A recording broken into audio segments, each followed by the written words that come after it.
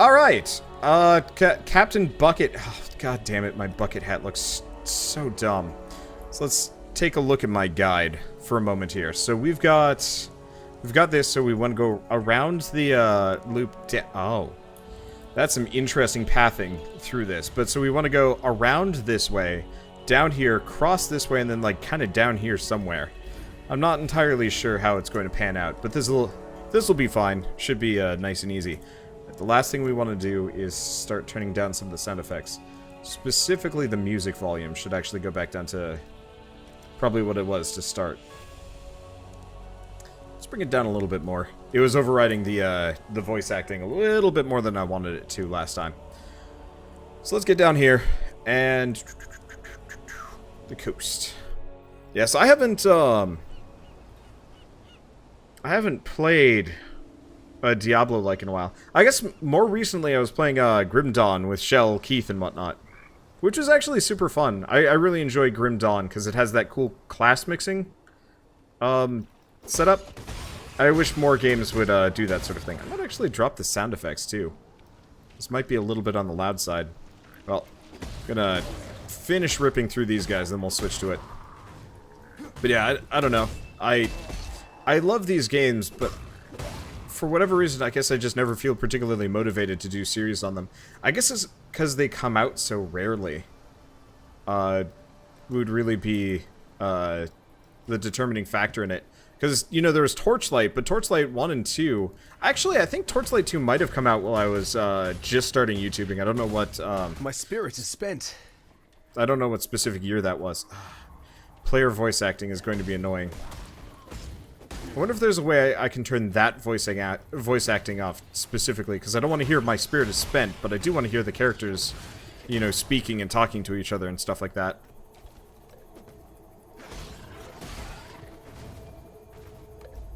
Okay. I also don't really understand, kind of the regions in this game. It's got that, like, it's got that weird... What's a good example? I guess it kind of does the Dark Souls 2 thing, where you go from, like, you just go through, like, a cave, or, like, a small cave, and suddenly you're, like, in an old city or something like that. I guess this has always been true of most of them. Black storms descend on us from the north.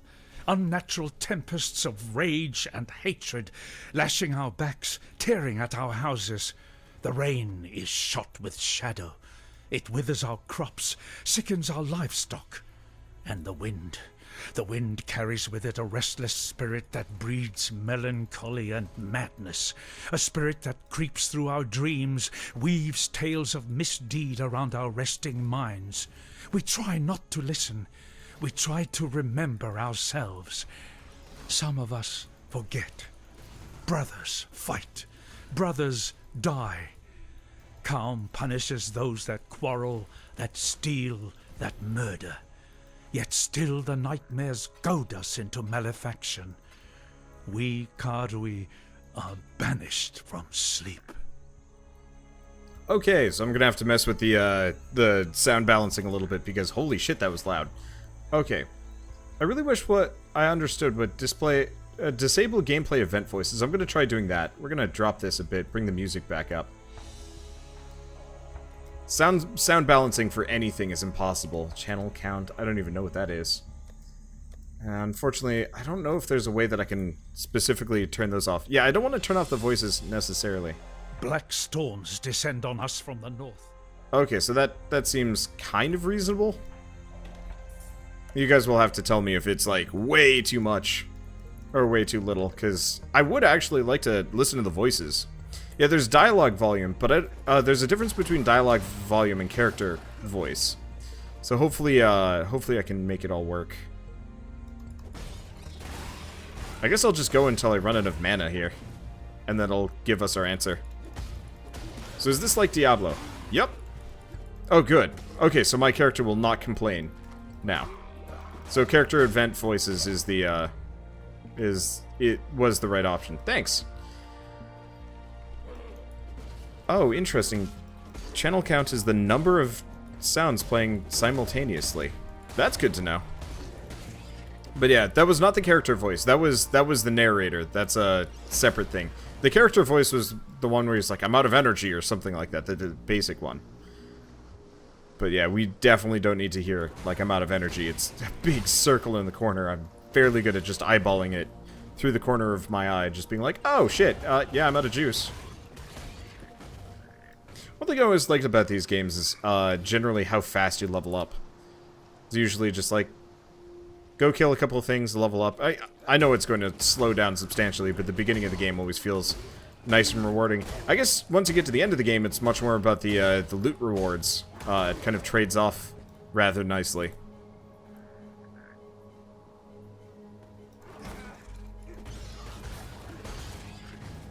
Let's see. Blur. I'm in that kind of post-co-op days where I'm used to having somebody else to ping off of. I've noticed this happens frequently actually when I'm playing games, that I will how do I put it? I guess if I'm playing co-op with somebody else, I'm so used to pinging off of them and like responding and banter and, you know, just nice and relaxing stuff like that. And then if I have to go from that to co-op, or go from co-op to single player stuff, my brain is still in the, you know, the back and forth mode. And it gets really confusing for me because I'm like, okay, I talk for a bit and then I stay silent to let the other person talk, but there's no other person anymore. And so usually I try and offset this by playing games that have voice acting after multiplayer if I can manage it. Unfortunately, I play multiplayer like all the time now, so it's like, okay, this doesn't work so much because yeah, you get screwed up. You lose your focus ish. I don't know. Okay, I should probably also mention, seeing as the first episode of this was recorded off, just offline. I'm streaming this now, so there might be a little bit of like non-sequitur commentary. But yeah, so what exactly is this game? Can you give a summary? I mean, if you've ever seen or played Diablo, this is Diablo. I mean, it's a love letter to Diablo 2 specifically. And it plays fairly similarly in a lot of ways. But effectively, we washed up on a shore somewhere, and for whatever reason, we have to go break some eggs in the mudflats. And we also have to kill somebody that's raising the dead in this specific location. For unknown reasons. As far as, like, the rest of the greater plot, I have no idea. Especially because they recently redid everything, so there should be, like, a very specific, like, plot line through the entire game. Which I think is really cool. In fact, that's the reason why I'm playing this. Oh, there you are. I guess I should probably use double strike on this guy. Except for he's just, like, slowly scooting away. What is this guy's, like, game plan here? Just kind of float past and hope his goons kill me? I guess it is, like, kind of proper Diablo. We won't have to worry about dangerous bosses for at least a little while yet. Oh, the inventory's full. It's blasphemy, but you can never get into Diablo or Diablo 2. It's not for everybody. I totally understand why that sort of thing's not... I'm not going to say not kosher, but, you know, it just wasn't interesting. I absolutely adored those games as a kid. I've been telling this story a lot lately. But, growing up, I only had so many games because my parents wouldn't let me buy much. They would let me buy certain things. They would let me buy stuff specifically if it involved multiplayer with my little brother. They would let me buy stuff if it was on sale, but, like, there weren't really GameStops in, around where I lived in California. Actually, yeah, I don't think I went to a GameStop until I was in, like, 7th grade. Before that, all of my games were gained either through ordering on Amazon, fairly early on. Can you believe Amazon used to be primarily a just book service? It was weird. I guess that's not entirely true, but still. Can I sort my inventory for this? I think I can. Yeah, I can. But so I know I specifically got, like, Mario Party as a multiplayer thing to play with my family. Oh, chest. And that was the extent of it. Oops. Wait. Emma's cash shop. That's a weird feeling. But so, beyond that, it was mostly just, like, a couple of Blizzard games, a couple other stuff. It was a very, like, limited list of what I could play, just because my parents, just, you know, didn't really see the need to have me buying, they didn't think I should, you know, buy new games whenever I saw a new one that I wanted. So for the most part, I played, like, pared down stuff and, like, stuff that showed up in, like, Nintendo Power, maybe. Because at one point I got, like, a Nintendo Power subscription, and I definitely knew of, like, games that I specifically cared about getting. But so as a result, I spent hundreds of hours playing a very limited pool of games. So specifically Diablo 2, I think I've played through, like, 7 times. Said that in the first episode, but, like, I kept making new characters, messing around with it, figured out how to cheat and hack in characters, was messing with builds, messing with, like, what kind of weird equipment you could make if you had, like, a character creator available. You could make some fun stuff, honestly. And just in general, I was trying to make the most of what limited things I had. Did the same thing with, like, Final Fantasy Tactics, a couple other things. But so as a result, I've always been, like, super into games that take a ton of time to beat, if only because it gives me something to latch onto, I guess. Oh, a superior small mana flask. Well, let's pop out the portal and go back the other direction around. Let's see. Wanderbots was the first violent video game. That's an interesting question. It depends on what you're talking about. It's the first quote-unquote actually violent video game that I ever played was most definitely Battle Tanks. If you guys played it, ever heard of it, it was an N64 game, and it had some kind of mature overtones, but for the most part, we just enjoyed it because we were shooting other tanks. But if you actually take away that, because, you know, it's not actual human violent, I don't know, actually. It took me a while. I've spent enough time smuggling from coast to coast to know that those shells don't come from these waters. They're Karui, and look about right to fit into that rock wall in the mudflats. I say complete the set, fit them into the sockets, and stand well back. But yeah, I guess part of it is you really have to define violent. Because for us, that was violent, because it was a, you know, it was a mature game, mature themes, and generally stuff that my mother probably wouldn't have approved of. But that doesn't actually mean that it was violent. Hard to say. I mean, it really is hard to say what was my first violent video game, because I did not play many of them. Okay, so that's Molten Strike. What's this? Supports attack skills. Oh, and sockets connected to it. Alright. So we want to actually connect these two together. I wasn't even paying attention when I slotted everything in. Somebody's probably yelling at me in the comments for that. Let's see, we've got glyphs.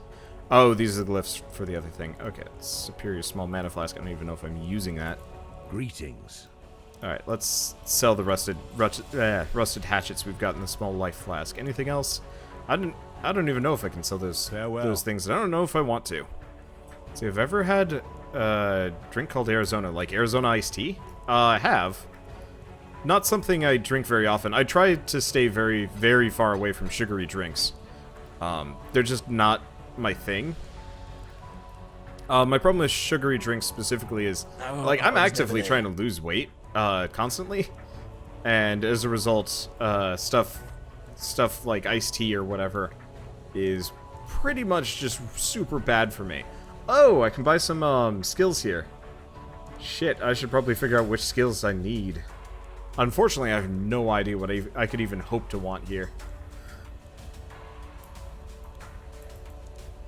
Yeah, I guess if you're talking about blood, guts, and gore, it would definitely be the Diablo series. Okay, so I gotta pull this up for a second. We gotta find some leveling, Okay. I'm trying to figure out where the, early gear is. Leveling tips. Okay. Level 1, grab Cleave or Molten Strike. Be on the lookout for one-headed weapons with a flat physical or percentage increase. Boots with movement speed. Shield with life and resistances. Any gear with resistances and life. So, I guess we should probably pick up Cleave as an alternate thing. Don't know if I actually have the money for it. Where was Cleave? It was one of these. There we go. It'll only cost me 1 Scroll of Wisdom. Handy. Okay, Sunder is very good for melee leveling. Alright, let's see if I can find this. Sunder. I don't think I got Sunder. So that'll be something we have to go looking for. We've also got, like, Ruthless support. Okay. Skill that hits enemies. Supported skills have a 20% chance to grant onslaught for 8 seconds after dealing a blow. I wonder if I can actually hook these up here. Pure support is useless and chance to bleed. I'm going to try onslaught support. I'm going to put it in the center. That might actually work. It might not. I don't know. We'll figure it later. We'll figure it out at a later date. Let's get out of it. Let's get back here before everything poofs on me. Okay, so we've already done the fetid pool. See, does Wander still not have a full set of gear? I'm missing 1 ring and a belt. I don't think I've found a belt yet, actually. As odd as that is. Yeah. Well, I'm trying to think of games that, like, first felt violent to me. Halo. Halo most definitely counted as, like, an actually legitimate violent game. Ish? I guess it was one of the first games that, like, really had, visible blood, maybe?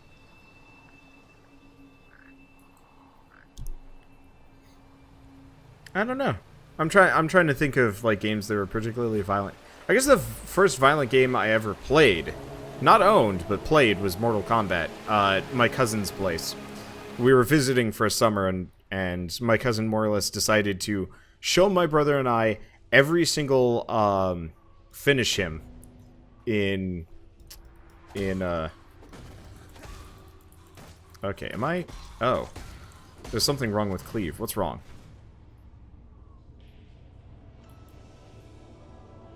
Only works with axes and swords. Interesting, so that's messed up. I missed a monster in the fetid pool for a optional quest? Oh, dirty job, optional. You're right. Alright, back we go. At least we got the warp waypoint here. How did I miss it? I have no idea. Thanks for pointing that out to me. It actually would have taken a little bit for me to notice. I'm just kind of on autopilot when I play these games. This is the kind of game that I play specifically while I'm just talking. Constantly. So what are we on the lookout for? Oh, wipe out. Oh, just wipe out everything. Not even a specific thing.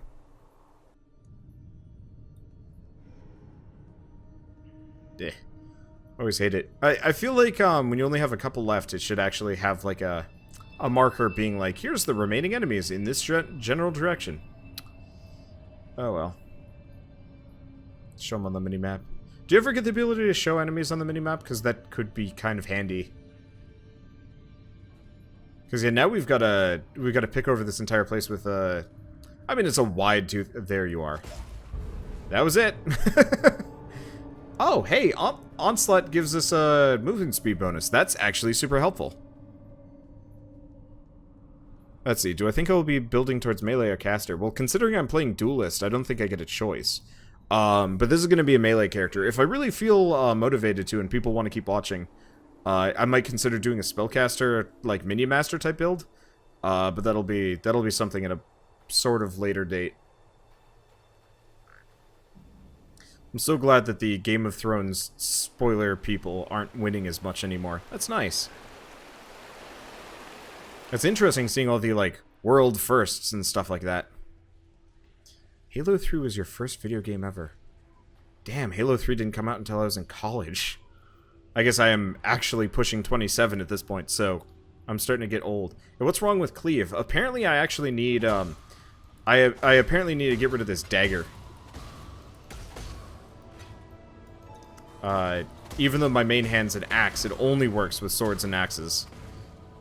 Which is an interesting point. Nothing actually problematic, but notable.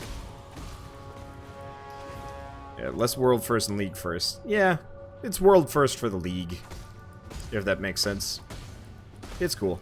I probably won't play this game every time like a new league comes out. I don't think I'm that motivated. Obviously, if this game is like absolutely bananas, then I'm totally down. I keep forgetting these guys. After you take their shell off, they still go. But it's definitely one of those where major updates. I don't know. I'm always more of a major updates kind of guy than a. I'm always like more of a major updates kind of guy than a. You know, every single time like something minor changes. I never liked seasons in Oh, these guys are still alive. Oh, it's because they're elite. Still alive too. The problem is this game is kind of dark and dingy, so everything just blends in with the ground. Yeah, this is a good filler game if you have nothing better to play. Yeah, I mean, I think just in general, this is actually a rather quality experience. The fact that this game is straight up, The fact that this game is actually straight up free-to-play is kind of amazing. Like, the fact that they're not charging any money for this is absurd. And it's actually super impressive that that they've managed to do all of this on a free-to-play budget. Kind of puts all the other free-to-play games a bit to shame, honestly. Now that you've drained that passage, best I warn you about something.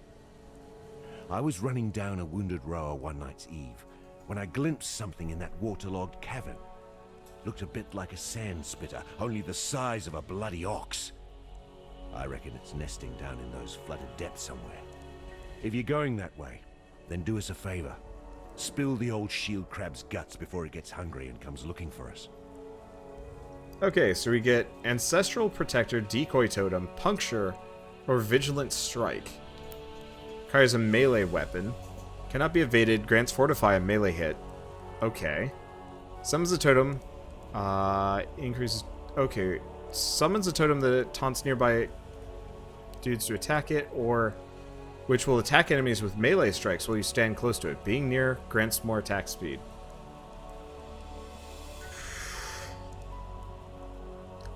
I mean, it feels like Ancestral Protector is probably better. But maybe also Vigilant Strike. I really don't know. I'd love to. Let's see. What's my take on how Diablo 3 has set out the DLC? I actually don't have much of a take on Diablo at all. I did not enjoy Diablo 3 in the slightest. So, ultimately, when it came down to it, I was just like, meh, I think I'll just give this one a pass. Okay, yeah, let's go Vigilant Strike. I guess... A necromancer. Just the one, was it? Guess the bastard got a bit lonely, decided to make himself some pets. Oh, Vigilant Strike is crap. Whoops, was not paying attention. Oh, I'll get more. Good and filthy. Here, to mark a dirty job well done.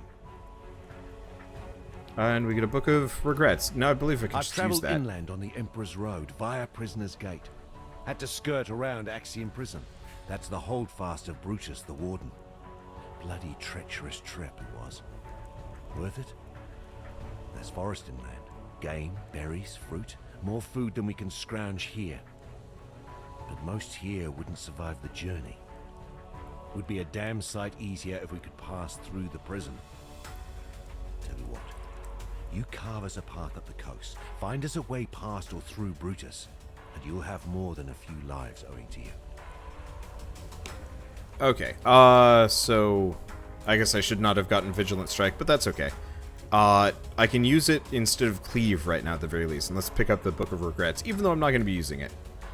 Alright, quest complete. So now it wants us to do Prisoner's Gate and Flooded Depths. Alright, both are easily done. It's my inventory. Not even full. So I gotta go find that Flooded Depths. I do really wish there was a out-of-combat movement speed bonus in this game. You move pretty fast regardless, but it'd be so nice if I could actually just blitz through. And it looks like... Oh, wait, no, that's Cleave. I'll just load up on Vigilant Strike for the time being if it's not that good. Is this game much better than when it first came out? I played it and then you got bored with it. Honestly, if you get bored of this kind of game, you're probably going to get bored again. The core gameplay loop has not changed since it very first came out. The main... Oh, we've equipped... Oh, I got rid of Molten Strike. There we go. Okay. I was confused about that for a second. It's like, why do I no longer have my Molten Strike here? Okay. But yeah, the core gameplay loop for this sort of game is kind of unchangeable. It's always going to be the exact same thing. Run around, click on enemies, wait for them to die, min-max your abilities and your equipment so that you can survive harder and harder stuff. Rinse, repeat, truly forever. Actually, I don't know, I rather appreciate this sort of thing. It doesn't take much to win, necessarily. You just gotta know what you're doing, and you gotta know your proper, like, rotation. But that can be, that can kind of be important, too. Okay, so these are bridges. We've got some kind of cave entrance down here, so I want to check this first. Oh, flooded depths. Okay, so here's the bonus area. But yeah, I don't know. I think when it comes down to it, it's kind of more of... It almost feels like a... Not a turn-based RPG, but like one of those RPGs where you really have to sit down and like calculate what you're going to...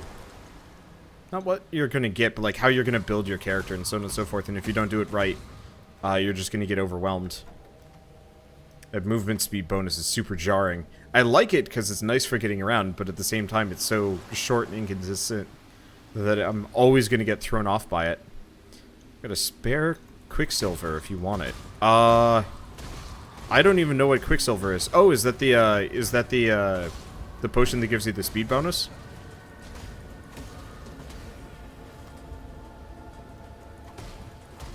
Because I could be down. I don't know. This is so much easier solo. So I mentioned I'd played this with friends. I played it with Bird and Keith. I actually played it with some people before Bird and Keith.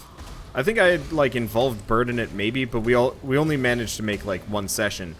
Then I tried playing with my brother and my dad, and my dad did the exact same thing that he always does whenever he's given one of these hack-and-slash ARPG, whatever you want to call them, where he proceeded to spend the whole night playing it, and so when I got up the next day being like, okay, let's play now, he had gotten all the way up to, like, Act 3 or something insane like that.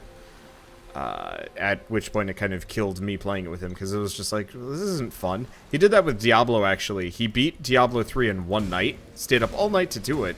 He was very happy, but then when my dad and I were awake again, because my dad loves these games. I've actually tried getting him to play this game a couple times in the past, but I don't know, he's too busy for it nowadays. But so when my dad and I got up, my brother had already beaten Diablo, and we're like, okay, what are you gonna do? He's like, oh, I'm just gonna use the same character. And then he was playing was it the monk? I don't remember. It was I think it was the monk. Is it called the monk, or is it called something else? Effectively, the alternate tanky melee class from Diablo 3. He was playing as that one. I was playing as the barbarian. And that character apparently has like just a default attack that lets you teleport to the nearest enemy. So imagine a person wearing like nightmare mode gear, playing along with like a couple of lobies, telestabbing everything to death before anybody else could even come close to hitting any of them. It got boring, and I lost interest very quickly. I think I still ended up beating it, but I was checked out for much of that playthrough. And then we proceeded to do Nightmare Mode, with, evenly, because my brother had already kind of, like, not spent his enthusiasm. I mean, I guess you could say he spent his enthusiasm. He definitely wasn't, like, as actively trying to do stuff. Okay, so I'm just gonna make sure I'm following my build correctly. I don't want to have to re-pick anything.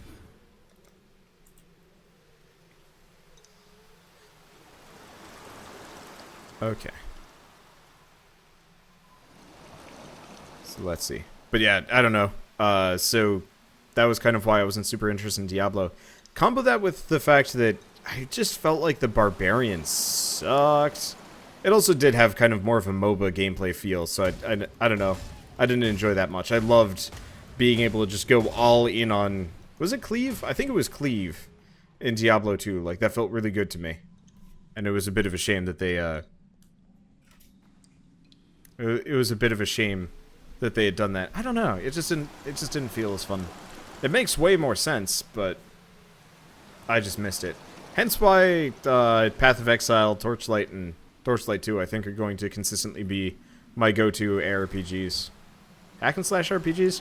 I don't know. What is it? Is it an action RPG first, or hack and slash? Or is it both? I've never been able to... I've never truly been able to make the distinction between the one and the other. It's gonna sound weird, but I always appreciated the fact that you can play them one-handed. Specifically, when I was a kid, we only had 2 computers and one couldn't run Diablo 2. It was old and it was shitty, so we had to play it on my dad's work laptop. Which he eventually got a new non-work laptop, or he eventually turned it into the non-work laptop in favor of, you know, getting a new one. But so I would sit in like my room just playing Diablo, but because keyboards back then, well, because it was a laptop, it was like so hot, like the computer literally could not handle Diablo 2 that well, so like it was super laggy and whatever. Oh, this guy's still alive. But so it was like an inferno. So I had to like put it on a pad so it wouldn't like burn my bed or anything like that. But because it could be played one-handed, right now I've got a water bottle in my hand that I'm just gesticulating with because I want to take a drink. But because I could play one-handed, I didn't have to worry about burning myself, which is super nice. Those were the days. Oh, is he still alive? I gotta figure out, an item filter and stuff. I know, Akluyan had sent one to me. I just haven't properly used it. It'd be nice if we could just turn off all white items manually. Oh, something I'll look at in a bit.